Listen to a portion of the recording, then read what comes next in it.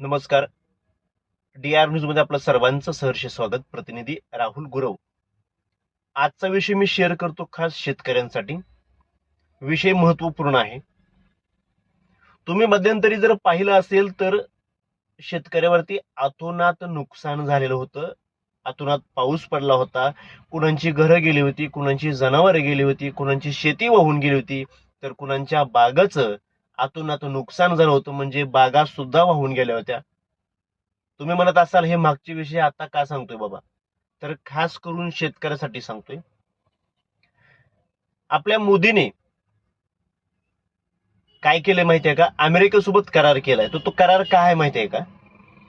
अमेरिकेतल्या ज्या काही शेतीतल्या पिकवलेल्या वस्तू असतील, म्हणजे सोयाबीन असेल, कापूस असेल किंवा दुग्धजन्य पदार्थ असतील, त्या भारतात येणार. तर त्या भारतात कशा येणार?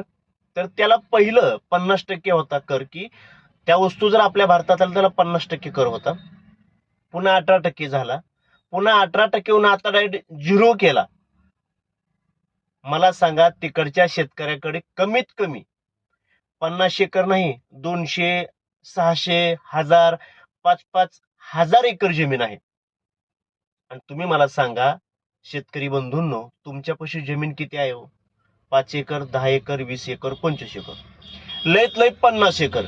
मग मला सांगा तुम्ही, तिकडला शेतकरी 250, 500, 1000, 2000 एकर शेतकरी आहे. आणि तिकडली शेती म्हणजे तुम्हाला मी सांगतो, तिकडली शेती आपल्यासारखी ट्रॅक्टरवर होत नाही. त्यांच्याकडे आधुनिक उपकरणं आहेत.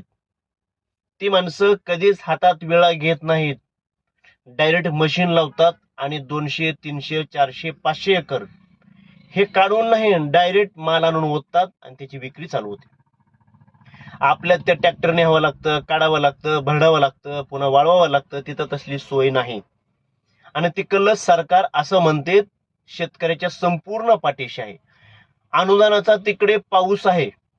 म्हणजे कुणाला ट्रॅक्टर घ्यायचा आहे, कुणाला मळी मशीन घ्यायची आहे, ज्या काय असेल भरघोस, म्हणजे तुम्ही काहीही मागा, तुम्हाला दिलं जातं आणि शेती तुमच्याकडून केली जाते. आणि तिकडला शेतकरी पण एवढा बलाढ्य आहे की तुम्ही विचार करू नका. तिकडे तुम्ही जे विचार करताय, जो विचार तुमचा संपतोय, त्याच्या 10 पटीने नाही, कित्येक तर पटीने तिथल्या शेतकऱ्यांना ती गोष्ट आहे, मिळते. मला सांगा, आपल्याला जर हिकाल्या भागामध्ये जर साधा ट्रॅक्टर जर घ्यायचं म्हणलं, तर त्याला फॉर्म भरा, ऑनलाईन करा, नाव आलंय का बघा, मग ती पुन्हा ट्रॅक्टर घेणार, पण त्याचा हप्ता पडलाय का नाही बघा, अशी प्रोसेस चालते. पण तिकडं तुम्ही काहीही घ्या, लगेच तुम्हाला सबसिडी एका मिनिटात अकाउंट.